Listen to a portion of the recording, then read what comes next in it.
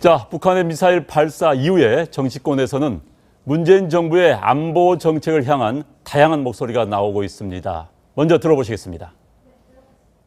이 한국의 대통령께서는 군사력 증강한다 이런 말씀을 하고 계십니다. 공기총을 아무리 성능 개량을 해도 대포를 당할 수가 없습니다. 참 어이없는 안보가 안보를 이 정권에 맡겼어도 되겠습니까? 이런 상황이라면.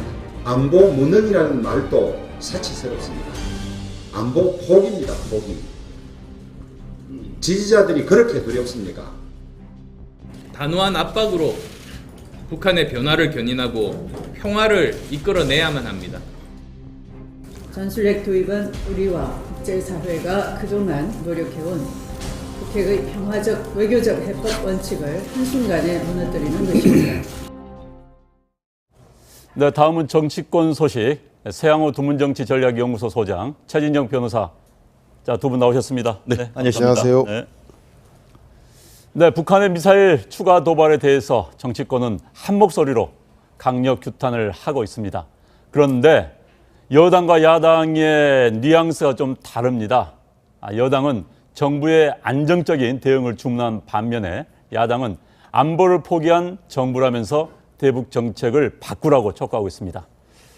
자, 먼저 이제 정부의 안보 정책에 대해서 여야의 이야기가 달라요. 그런데 자, 어떻습니까? 지금 여야가 그렇게 이야기를 한 입장, 먼저 그 입장에 대해서 먼저 여당 입장부터 한번 설명을 들어보도록 하겠습니다. 네. 아마도 그 여당으로서는 현재 그 국민 여론조사에서 드러났지만 문재인 정부의 지지율이 조금씩 빠지고 있는데 가장 중요한 부분이 아마 안보에 대한 북한이 핵실험과 미사일 발사 때문에 물리적으로 한반도의 긴장이 조성된 것 때문에 불안해서 지지율이 떨어진 것도 있지만 이런 안보 관리를 잘 하고 있지 못한 건 아니냐고 하는 그런 문제제기가 반영된 그런 생각이 들고요. 그렇기 때문에 아마 그 여당으로서는 두 가지 입장을 가진 것 같아요. 북한이 이런 미사일 실험과 핵실험을 하는 것에 대해서는 강력하게 제재하고 응징하고 규탄해야 되지만 궁극적으로는 그들이 아마 자신들의 요구가 북미 회담을 통해서 자기 체제 안정과 필요한 지원들을 확보해내기 위한 체제 내부용이지 않느냐. 따라서 대화를 준비할 수 있는 언젠가 마련될 대화를 준비하는 것 또한 함께 투트랙 전략으로 다가서야 되는 건 아닌가라고 하는 고민의 일단이 있기 때문에 일면 대화와 제재가 두 가지를 같이 쓰다 보니까 국민들이나 야당들에게는 그 엇갈리는 혼란스러운 대북 정책이 아니라 비판을 받고 있는 측면도 있는 것 같다는 생각이 듭니다. 그런데 이제 자유한국당 같은 경우에는 안보 포기 전부다라고 아주 강하게 질책을 하고 있습니다. 또 이건 어떻게 보십니까? 그렇습니다. 기본적으로 지금 그 6차 핵실험 이후에 어떻게 보면은 그 핵실험이란 그 얘기를 더 이상 쓰지 않고 그 미사일 훈련이라고 해서 사실상 실전 배치 단계에서 최종 단계에 왔다라는 것을 지금 북한에서는 밝히고 있지 않습니까? 네. 그렇기 때문에 더 이상 지금까지의 어떤 비핵화를 전제로 한 어떤 그 유화 정책이 과연 의미가 있는가에 대한 그런 어떤 이른바 게임 체인지로서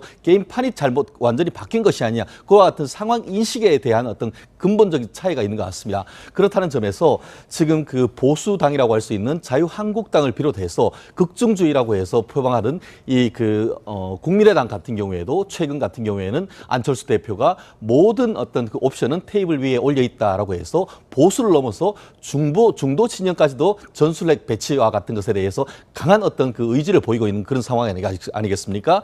그런데 지금 최근에 보면은 이 정부 여당 같은 경우에는 한마디로 오락가락하는, 예를 들어서 송영무 그 국방장관 같은 경우에는 전술핵도 한 가지 대안이다라고 해서 제안을 하겠다라고 했지만 엊그제 같은 경우에는 문재인 대통령 스스로가 이와 같은 상황 속에서 이 전술핵 배치는 CNN에 대해서 아예 우리엔 카드가 없다라고 한다고 하면은 결국 국민들은 어느 장단에 춤을 춰야 되는 것인지 일관된 메시지가 안 나오는 정부에 대해서 국민으로서는 불안감을 느낄 수밖에 없다는 점에서 정부의 어떤 일관적 대처 정말 필요한 것이 아닌가 생각합니다. 네, 이런 가운데 논란이 되고 있는 것이 정부의 대북 인도적 지원 발표입니다. 일부에서는 북한이 미사일을 쏠 거란 걸 사전에 알고서도 대북 지원 계획을 발표한 셈이다 라고 지적을 하고 있습니다. 자, 상당히 민감한 문제입니다. 이건 뭐 약간 철학의 문제일 수도 있는데 정부의 이번 뭐 800만 달러 대북 지원에 대해서는 어떻게 생각하십니까? 네. 배고픈 아이는 정치를 모른다. 이게 80년대 미국의 레이건 대통령이 반미 국가 공산 국가인 그 아프리카의 에티오피아의 공산 정권에 지원을 하면서 했던 말입니다.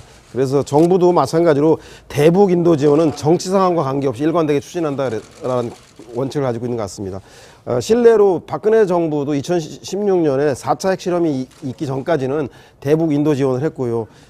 아마도 제가 그렇기 때문에 현재 있어서 이런 대북 지원의 양태는 해 나간다는 기본 입장을 가지고 있는 것 같습니다. 유엔도 그러니까 북한이 핵실험이라든가 미사일 발사할 때는 강력한 유엔 안보리 제재와 결의를 채택하지만 동시에 유네스코라든가 유니세프라든가 식량 기구를 통해서 북한의 인도적 지원은 함께 하고 있거든요. 아마 21일 날 문재인 대통령이 유엔 정상들 앞에서 기조연설을 할 때 아마 강력한 대북 제재와 함께 또 하나 군사력 옵션을 배제하고 한반도 문제는 반드시 외교적 수단과 대화를 통해서 풀겠다고 하는 두 가지 의미를 정상들에게 설득하기 위해서 인도적 지원을 이 시기에 굳이 채택한 게 아닌가 싶은 생각이 듭니다. 네. 저는 그 한마디로 배고픈 아이는 그 나라 정부가 먼저 먹여 살려야 된다. 저는 이렇게 얘기하고 싶습니다. 기본적으로 이번에 그 문재인 대통령 정부에 들어서 지금 거의 10번째 지금 그 미사일 도발을 하고 있는 것 같은데 오늘 그 언론 보도를 보니까 스커드 미사일 제일 어떤 비교적 사거리가 짧은 그 미사일 같은 경우에도 북한에서 외국에 수출할 때 한 700만 불 정도 된다고 합니다. 이번에 우리 정부에서 북한에서 정부를 지원하려고 하는 그것이 한 800만 달러, 우리 돈으로 한 90억 정도 된다라고 한다고 하면은 북한 같은 경우에는 이 미사일 한 발만 생산하지 않고 한다 하더라도 인민과 아이와 임산부를 충분히 먹여 살리고도 남을 것입니다. 아시다시피 저도 개인적으로 인권적인 차원에서 인도적 지원은 해야 된다고 생각합니다. 하지만 지금은 어떻게 보면 대화와 제재 중에 대화가 지금 문재인 대통령 스스로도 불가능한 상황이다라고 하지 않습니까? 그렇다고 한다고 하면 압박을 함에 있어서의 어떤 그 한미일 공조가 중요한데 미국 같은 경우에는 기자들이 그 정부에 물으니까 그거 한국 정부에 물어봐라고 하고 지금 아베 총리 같은 경우에도 한국 그 문 대통령에게 전화를 해서 이 그 대북 그 지원 같은 것들은 시기를 좀 조율을 해달라. 그럼에도 불구하고 문 대통령이 노라고 했는 그와 같은 것에서 결국 한미일 공조의 균열이 이루어지는 것이 아닌가 그런 것을 생각했을 때는 결국 시기와 타이밍의 측면에서는 현실적으로 상당히 어떻게 보면은 부적절한 것이 아닌가 하는 것은 상당히 많은 국민들이 오히려 공감을 얻는 주장이 아닌가 싶습니다. 네, 뭐 정부의 대북 지원을 놓고 논쟁이 많이 있습니다. 그런데 이제 북한 미사일을 발사한 이후에 문재인 대통령의 반응이 어느 때보다도 강경했습니다. 정말 강도 높게 비난을 했습니다. 들어보시죠. 이런 상황에서는 대화도 불가능합니다.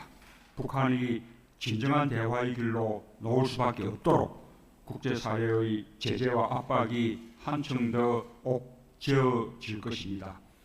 우리에게는 북한이 우리와 동맹국을 향해 도발해올 경우 조기에 분쇄하고 재기불능으로 만들 수 있는 힘이 있습니다. 자, 조기에 분쇄하고 재기불능. 그러니까 아예 힘을 못 쓰게 만들어 버리겠다. 그런 힘이 있다라는 굉장히 강경한 발언인데요.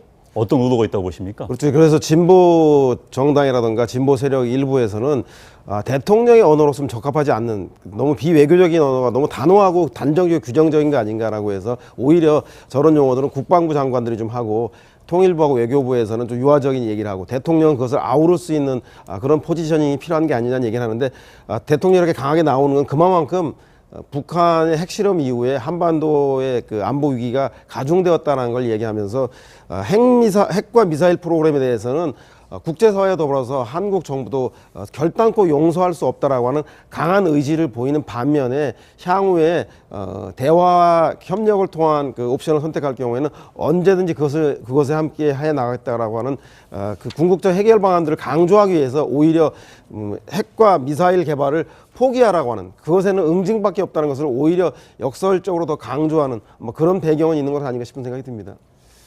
그런데 이제 일각에서는 문 대통령의 메시지가 좀 헷갈린다. 그러니까 어쩔 때는 굉장히 지금 이것처럼 강경한 메시지 하지만 또 어떨 때는 지지자들을 향한 또 좀 온건한 메시지 같이 나고 있다. 그래서 좀 헷갈린다 이런 지적도 있는데 어떻게 생각하십니까? 그렇습니다. 기본적으로 그 문재인 대통령이 밝히고 있는 대북 그 어떤 규제 자체가 대화와 제재 병행 정책이 아니겠습니까? 그러다 보니까 어떨 때는 대화를 강조하고 어떨 때는 제재를 강조해야 되는데 그와 같은 어떤 그 이 정부의 어떤 기조 자체에 대해서는 이번 그 국민들이 선택한 것이기 때문에 그것에 대해서 뭐라고 할 수는 없습니다. 하지만 그것을 강조해야 될 시간이 있고 타이밍이 있는데 결국 거의 비슷한 시간에 한 번은 굉장히 대북 유화 정책과 관련돼서 얘기를 하고 바로 돌아서서는 굉장히 이와 같은 이른바 수소폭탄급 말폭탄을 터뜨린 이런 상황 속에서 국민들은 정말 어안이 벙벙하다라고 얘기할 수밖에 없는 것 같은데요. 결국 이 부분 같은 경우에는 우리가 말폭탄을 했다고 하면 그것을 실천할 수 있는 의지와 그것을 그 관철시킬 수 있는 능력이 있어야 되는데 이번 같은 경우에 어떻게 했습니까? 북한에서 이제 그 순환공항에서 이 그 미사일을 쏘니까 한 3분 뒤에 6분인가 3분인가 뒤에 바로 그 현무 그 1A란 그 미사일을 두 발 발사했는데 한 발은 그냥 어이없이 가다가 맥없이 꼬꾸라졌다고 합니다. 그렇다고 하면은 이게 그 거의 지금 지난번 같은 경우에는 그 160킬로톤까지 넘는다는 그 핵실험을 했는데 기껏 지금 2톤 정도 한마디로 쉽게 말하면 160만 대군 앞에서 군사 2명과 같이 싸우는 그와 같은 상황 속에서 국민들이 과연 그와 같은 말폭탄을 믿을 수 있겠습니까? 결국 그 보수를 비롯해서 국민들이 얘기하는 것은 그럼 그와 같은 대통령의 말씀을 뒷받침할 수 있는 실천적 의위, 액션 플랜이 뭔지를 좀 보여달라는 그와 같은 목소리가 날로 높아가는 것 같습니다. 네. 냐고 하는 그런 문제제기가 반영된 그런 생각이 들고요. 그렇기 때문에 아마 그 여당으로서는 두 가지 입장을 가진 것 같아요. 북한이 이런 미사일 실험과 핵 실험을 하는 것에 대해서는 강력하게 제재하고 응징하고 규탄해야 되지만 궁극적으로는 그들이 아마 자신들의 요구가 북미 회담을 통해서 자기 체제 안정과 필요한 지원들을 확보해내기 위한 체제 내부용이지 않느냐. 따라서 대화를 준비할 수 있는 언젠가 마련될 대화를 준비하는 것 또한 함께 투트랙 전략으로 다가서야 되는 건 아닌가라고 하는 고민의 일단이 있기 때문에 일면 대화와 제재가 두 가지를 같이 쓰다 보니까 국민들이나 야당들에게는 그 엇갈리는 혼란스러운 대북 정책이 아니라 비판을 받고 있는 측면도 있는 것 같다는 생각이 듭니다. 그런데 이제 자유한국당 같은 경우에는 안보 포기 전부다라고 아주 강하게 질책을 하고 있습니다. 또 이건 어떻게 보십니까? 그렇습니다. 기본적으로 지금 그 6차 핵실험 이후에 어떻게 보면은 그 핵실험이란 그 얘기를 더 이상 쓰지 않고 핵 그 미사일 훈련이라고 해서 세양호 두문정치전략연구소 소장 최진영 변호사, 자, 두 분 나오셨습니다. 네, 안녕하세요. 네, 북한의 미사일 추가 도발에 대해서 정치권은 한 목소리로 강력 규탄을 하고 있습니다. 그런데 여당과 야당의 뉘앙스가 좀 다릅니다. 여당은 정부의 안정적인 대응을 주문한 반면에 야당은 안보를 포기한 정부라면서 대북 정책을 바꾸라고 촉구하고 있습니다. 자, 먼저 이제 정부의 안보 정책에 대해서 여야의 이야기가 달라요. 그런데 자, 어떻습니까? 지금 여야가 그렇게 이야기를 한 입장, 먼저 그 입장에 대해서 먼저 여당 입장부터 한번 설명을 들어보도록 하겠습니다. 네. 아마도 그 여당으로서는 현재 그 국민 여론조사에서 드러났지만 문재인 정부의 지지율이 조금씩 빠지고 있는데 가장 중요한 부분이 아마 안보에 대한 북한이 핵실험과 미사일 발사 때문에 물리적으로 한반도에 긴장이 조성된 것 때문에 불안해서 지지율이 떨어진 것도 있지만 이런 안보 관리를 잘 하고 있지 못한 건 자, 북한의 미사일 발사 이후에 정치권에서는 문재인 정부의 안보 정책을 향한 다양한 목소리가 나오고 있습니다. 먼저 들어보시겠습니다.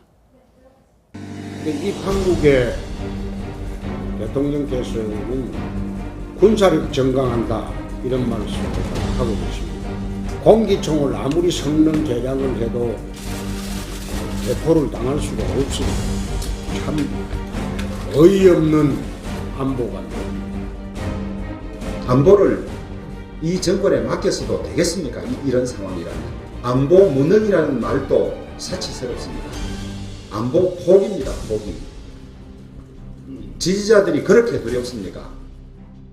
단호한 압박으로 북한의 변화를 견인하고 평화를 이끌어내야만 합니다. 전술핵 도입은 우리와 국제사회가 그동안 노력해온 북핵의 평화적 외교적 해법 원칙을 한순간에 무너뜨리는 것입니다. 네, 다음은 정치권 소식. 사실상 실전 배치 단계에서 최종 단계에 왔다라는 것을 지금 북한에서는 밝히고 있지 않습니까? 네. 그렇기 때문에 더 이상 지금까지의 어떤 비핵화를 전제로 한 어떤 그 유화 정책이 과연 의미가 있는가에 대한 그런 어떤 이런 막 게임 체인지로서 게임판이 잘못 완전히 바뀐 것이 아니냐, 그와 같은 상황 인식에 대한 어떤 근본적인 차이가 있는 것 같습니다. 그렇다는 점에서 지금 그 보수당이라고 할 수 있는 자유한국당을 비롯해서 극중주의라고 해서 표방하던 이 국민의당 같은 경우에도 최근 같은 경우에는 안철수 대표가 모든 어떤 그 옵션은 테이블 위에 올려 있다라고 해서 보수를 넘어서 중도 진영까지도 전술핵 배치와 같은 것에 대해서 강한 어떤 그 의지를 보이고 있는 그런 상황이 아니겠습니까? 그런데 지금 최근에 보면은 이 정부 여당 같은 경우에는 한마디로 오락가락하는, 예를 들어서 송영무 그 국방장관 같은 경우에는 전술핵도 한 가지 대안이다라고 해서 제안을 하겠다라고 했지만, 엊그제 같은 경우에는 문재인 대통령 스스로가 이와 같은 상황 속에서 이 전술핵 배치는 CNN에 대해서 아예 우리엔 카드가 없다라고 한다고 하면은 결국 국민들은 어느 장단에 춤을 춰야 되는 것인지, 일관된 메시지가 안 나오는 정부에 대해서 우리로서는, 국민으로서는 불안감을 느낄 수밖에 없다는 점에서 정부의 어떤 일관적 대처 정말 필요한 것이 아닌가 생각합니다. 네, 이런 가운데 논란이 되고 있는 것이 정부의 대북 인도적 지원 발표입니다.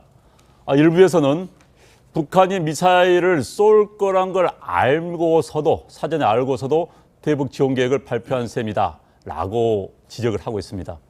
자, 상당히 민감한 문제입니다. 이건 뭐 약간 철학의 문제일 수도 있는데, 정부의 이번 800만 달러 대북 지원에 대해서는 어떻게 생각하십니까? 네.